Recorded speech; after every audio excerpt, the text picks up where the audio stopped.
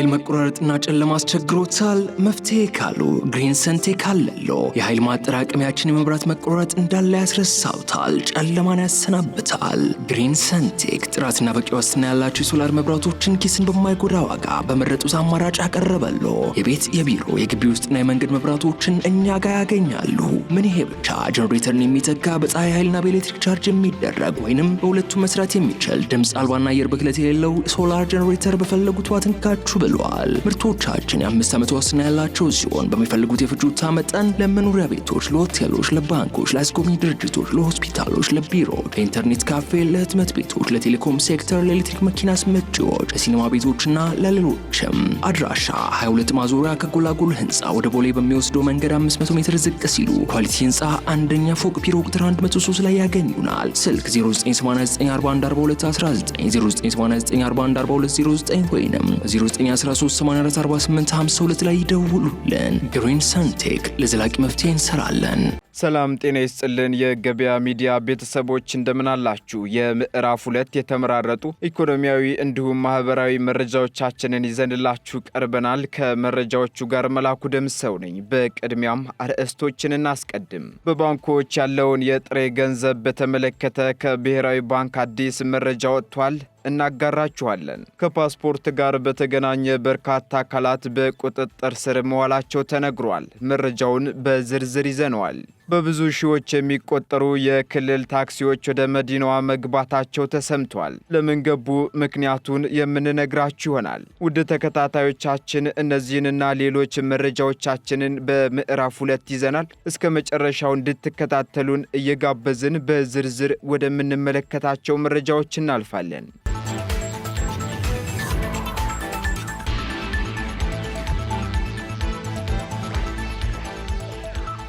በኢትዮጵያ ለመጀመሪያ ጊዜ ዓለም አቀፍ ለሆነ የኦዲት ተቋም ዕውቅና መሰጠቱ ተገለጸም።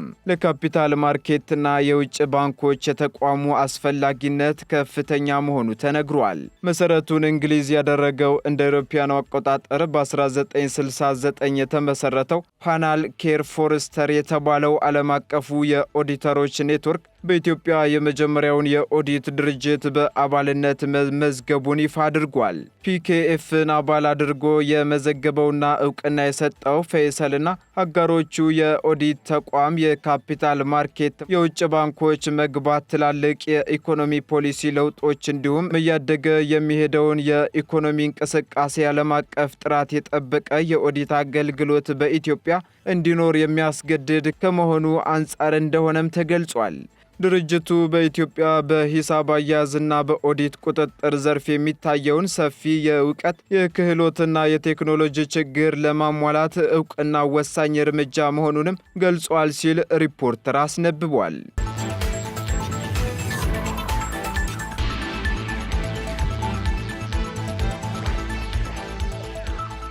ከታላቁ የኢትዮጵያ ህዳሴ ግድብ በቀን ከ14000 ቶን በላይ የአሳ ምርት የሚገኝበት አቅም መፍጠሩን በግብርና ሚኒስቴር አሳ ሀብት ልማት ዴስክ ኃላፊ ዶክተር ፋሲል ዳዊት ገልጸዋል።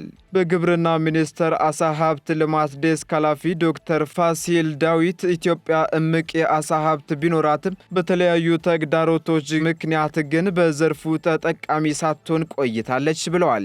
በሀገር ደረጃ ከጊዜ ወደ ጊዜ የአሳ ልማት ዘርፍ ማነቆ የሆኑ ተግዳሮቶችን በመፍታት ምርትና ምርታማነትን በማሳደግ ከዘርፉ ተጠቃሚ ለመሆን ትኩረት መሰጠቱን ተናግረዋል። በዚህም በአሳ ምርታማነት ለውጥ እየተመዘገበ መሆኑን አንስተው በታላቁ የኢትዮጵያ ህዳሴ ግድብ ውስጥ የአሳ ሀብት ልማት ተጨባጭ ለውጥ ማምጣት መቻሉንም ለአብነት አንስተዋል። በግድቡ በስፋት ተፈላጊ የሆኑ የአሳ ዝርያዎች እየተመረቱ መሆኑን ጠቅሰው በዚህም በቀን ከ4500 ቶን በላይ የአሳ ምርት የሚገኝበት አቅም መፈጠሩንም አብራርተዋል። በቀጣይ የአሳ ምርትን የበለጠ ለማሳደግም የአሳ ጫጩቶችን ማሰራጨትና አሳ በሌለባቸው የውሃ አካላት ላይ አሳ የሚመረትባቸውን ሁኔታዎች ማመቻቸት እንዲሁም የግንዛቤ ማስጨበጫ ስራዎች በትኩረት እየተሰራ እንደሚገኝም ማመልከታቸውን ኢዜአ ዘግቧል። የኢትዮጵያ ታላቁ ህዳሴ ግድብ በ6 ወር ውስጥ ስራው ተጠናቆ የሚመረቅ ይሆናል ሲሉም በቅርቡ ጠቅላይ ሚኒስትሩ ዶክተር አብይ አህመድ ለፓርላማ ባደረጉት ንግግር ማሳወቃቸው አይዘነጋም።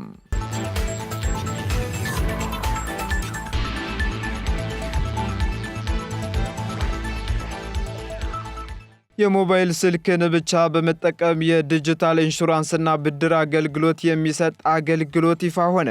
የሞባይል ስልክን ብቻ በመጠቀም የዲጂታል ኢንሹራንስና ብድር አገልግሎት የሚሰጥ አጋር የተሰኘ ሁለገብ የዲጂታል ኢንሹራንስና ብድር አገልግሎት መተግበሪያ በዛሬው ዕለት ይፋ ሆኗል። ግሎባል ባንክ፣ ሉሲ ኢንሹራንስ አክሲዮን ማህበርና ካቻ ዲጂታል ፋይናንሻል ሰርቪስ በጋራ በመሆን አጋር የተሰኘ የዲጂታል ኢንሹራንስ ብድር አገልግሎት መተግበሪያን ይፋ አድርገዋል። ለኢንሹራንስ ተጠቃሚዎች ለሜትር ታክሲ አሽከርካሪዎችና ለደሞዝተኞች የሚሆን የዲጂታል ብድርና ቁጠባ አገልግሎት እንደሚሰጥም ተገልጿል።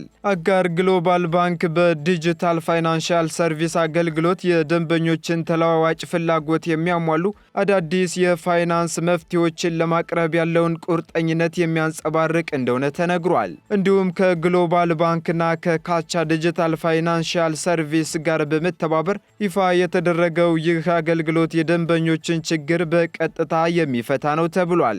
አጋር ሙሉ በሙሉ ዲጂታልና ከወረቀት ንክኪ የጸዳ አገልግሎት በመሆኑ ደግሞ ማንኛውም ግለሰብም ሆነ ድርጅት የካቻ የስልክ መተግበሪያ ላይ በመመዝገብ አገልግሎቱን ማግኘት ይቻላል ተብሏል። በተጨማሪም የመድን ሽፋን ዋስትና የሚገዙ ደንበኞችም የአረቦን ክፍያቸውን ለመክፈል የሚገጥማቸውን የገንዘብ እጥረት ለመቅረፍ የሚያስችል ዲጂታል የብድር አገልግሎት እንደተመቻቸም ተገልጿል። በአገልግሎቱ ተጠቃሚ የሆኑ ደንበኞች በተበደሩት መጠን ልክ ብድራቸውንም በ1 ወር፣ በ3 ወር፣ በ6 ወርና በ9 ወር መክፈል እንደሚችሉም ተነግሯል መባሉን ሚዲያዎች ዘግበዋል።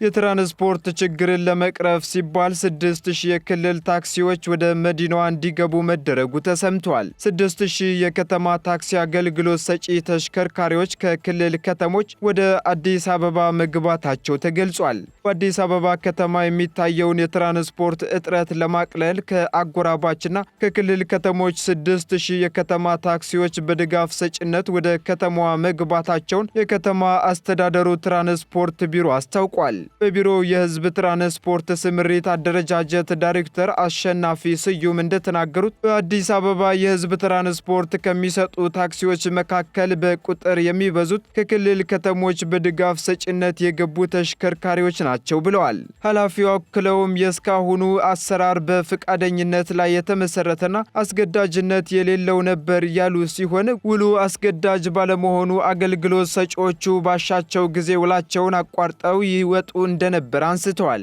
ይህ መሆኑ ደግሞ በከተማዋ የትራንስፖርት አገልግሎት እጥረት ሲፈጠር መቆየቱንም ተናግረዋል። ከዚህ በፊት አገልግሎት ይሰጡ የነበሩ የአዲስ አበባ ኮድ 1 ተሽከርካሪዎች ረዥም ጊዜ አገልግሎት በመስጠታቸው የተገልጋዩን ፍላጎት ማርካት አልቻሉም ሲሉም ገልጸዋል። ይህንንም ችግር ለመቅረፍ በአሁኑ ወቅት ከአጎራባችና ከክልል ከተሞች 6000 የከተማ ታክሲዎች በድጋፍ ሰጪነት ወደ ከተማዋ ገብተው አገልግሎት እየሰጡ እንደሚገኙ አስረድተዋል። የከተማዋን ነዋሪ የትራንስፖርት ፍላጎት ለማሟላት የአዲስ አበባ ትራንስፖርት ቢሮ ጥረት በማድረግ ላይ እንደሚገኝም የቢሮው የሕዝብ ትራንስፖርት ስምሪት አደረጃጀት ዳይሬክተሩ ተናግረዋል። ከዚህ ጋር ተያይዞ በአዲስ አበባ በተለያዩ ቦታዎች ላይ የትራንስፖርት እጥረት መኖሩንም ዘገባዎችም እንዲሁ ያመላክታሉ።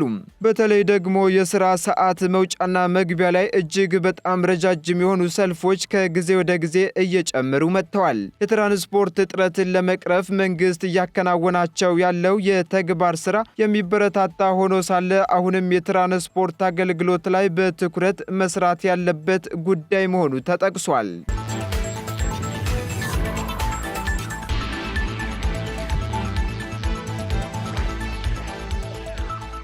ባንኮች የጥሬ ገንዘብ እጥረት እንዳጋጠማቸው ብሔራዊ ባንክ አስታወቀም። የተወሰኑ የሀገሪቱ ባንኮች የጥሬ ገንዘብ እጥረት እንዳጋጠማቸውና በውጭ ምንዛሬ ተመን ረገድም ከቅርብ ጊዜ ወዲህ ግምታዊ አስተሳሰቦች መታየት በመጀመራቸው ጥንቃቄ እንዲደረግ ሲል የኢትዮጵያ ብሔራዊ ባንክ የገንዘብ ፖሊሲ ኮሚቴ አሳስቧል። በተሻሻለው የብሔራዊ ባንክ ማቋቋሚያ አዋጅ ቁጥር 1359/2025 አንቀጽ 23 መሰረት ማዕከላዊ ባንኩን ለማማከር የተቋቋመው የኢትዮጵያ ብሔራዊ ባንክ የገንዘብ ፖሊሲ ኮሚቴ ሁለተኛ ስብሰባውን ትላንት አካሂዶ የፖሊሲ ምክረ ሀሳቦችን የያዘ መግለጫ አውጥቷል። በዚህም መሰረት ኮሚቴው አበይት የማክሮ ኢኮኖሚ ጉዳዮችን በዋስትናም የዋጋ ግሽበት፣ የፊዚካል ፖሊሲ ትግበራ፣ የውጭ ኢኮኖሚ፣ የገንዘብ አቅርቦትና የፋይናንስ ዘርፍ እንቅስቃሴዎችን እንዲሁም በሀገር ውስጥ የማክሮ ኢኮኖሚ ሁኔታዎች ላይ ጉልህ አንድምታ ያላቸው ዓለም አቀፍ ሁኔታዎችን ገምግሟል። ኮሚቴው ጥንቃቄ ያስፈልጋቸዋል ካላቸው ጉዳዮች መካከልም አንደኛው በባንክ ዘርፍ መታየት የጀመረው የጥሬ ገንዘብ እጥረት ይገኝበታል። የሀገሪቱ የባንክና ፋይናንስ ዘርፍ የተረጋጋ መሆኑን የገመገመው ኮሚቴው በተለይም የባንኩ ዘርፍ ዝቅተኛ የተበላሸ ብድርና በቂ ካፒታል ያለው መሆኑን በአዎንታ ተመላክቷል። ይሁን እንጂ አንዳንድ ባንኮች በተወሰነ መልኩ የጥሬ ገንዘብ እጥረት እንደሚታይባቸውና ይህም ደግሞ የሆነው በተወሰኑ ባንኮች ዘንድ የብድርና የተቀማጭ ሂሳብ ጥምርታ ከፍተኛ በመሆኑ ሳቢያ የተከሰተ መሆኑንም ገምግሟል። ነገር ግን የባንክ ለባንክ የገንዘብ ግብይትና በብሔራዊ ባንክ በኩል ቋሚ የብድር አገልግሎት መጀመራቸው የአንዳንድ ባንኮች ችግር እየቀረፈ መሆኑንም በአዎንታ ተመላክቷል።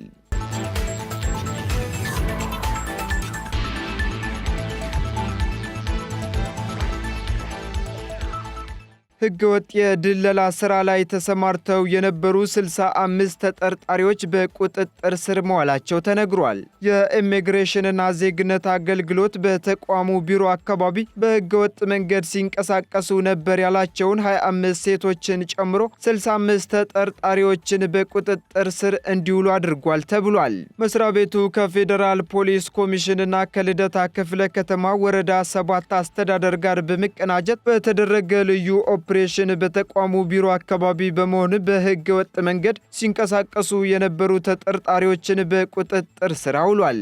የተያዙት ተጠርጣሪዎችን በተለያዩ የህገ ወጥ የድለላ ስራዎች ላይ የተሰማሩ የስራ አካባቢውን በማወክ አገልግሎት አሰጣጡ ላይ ችግር እየፈጠሩ ያሉ በተለያዩ የማጭበርበርና የማታለል ተግባር ላይ ተሰማርተው የነበሩና በህገ ወጥ መንገድ የኦንላይን የአስቸኳይ ፓስፖርት የሚሞሉ መሆናቸው ተገልጿል። በአጠቃላይም 7 በህገ ወጥ የንግድ እንቅስቃሴ ላይ የተሰማሩ ቤቶች መታሸጋቸውንና 65 ተጠርጣሪዎች ደግሞ በቁጥጥር ስር የዋሉ መሆኑን ከኢሚግሬሽንና ዜግነት አገልግሎት የተገኘው መረጃ ያመለክታል።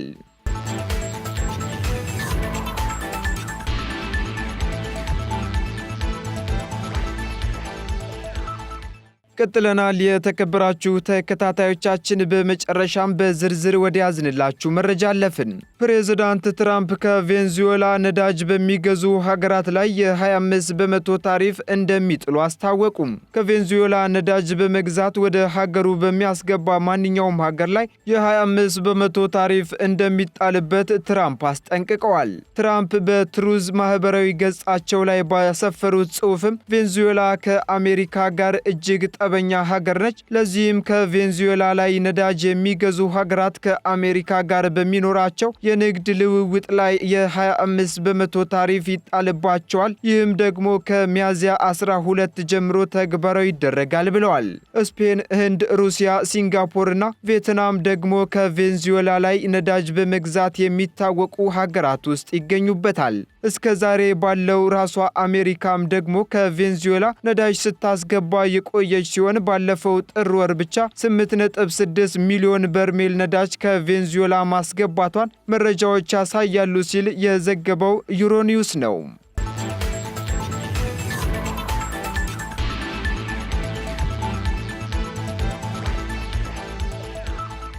የተወደዳችሁና የተከበራችሁ የገበያ ሚዲያ ተከታታዮቻችን ለምዕራፍ 2 ያዝንላችሁ መረጃዎቻችን እነዚሁን ይመስሉ ነበር። አዳዲስና ትኩስ ኢኮኖሚያዊ እንዲሁም ማህበራዊ መረጃዎችን ለማግኘት ታዲያ የገበያ ሚዲያን እንድትወዳጁ እንጋብዛለን። መልካም ጊዜን ተመኘን።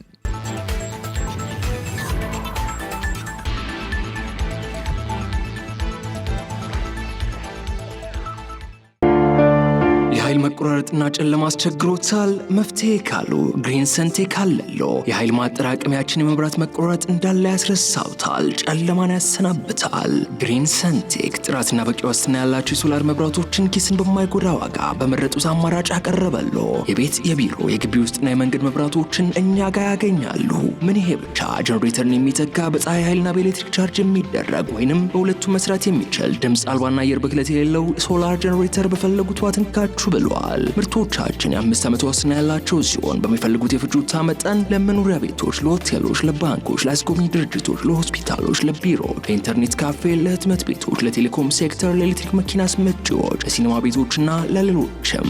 አድራሻ 22 ማዞሪያ ከጎላጎል ህንፃ ወደ ቦሌ በሚወስደው መንገድ 500 ሜትር ዝቅ ሲሉ ኳሊቲ ህንፃ አንደኛ ፎቅ ቢሮ ቁጥር 103 ላይ ያገኙናል። ስልክ 0989414219 0989414209 ወይንም 0913844852 ላይ ይደውሉልን። ግሪን ሰንቴክ ለዘላቂ መፍትሄ እንሰራለን።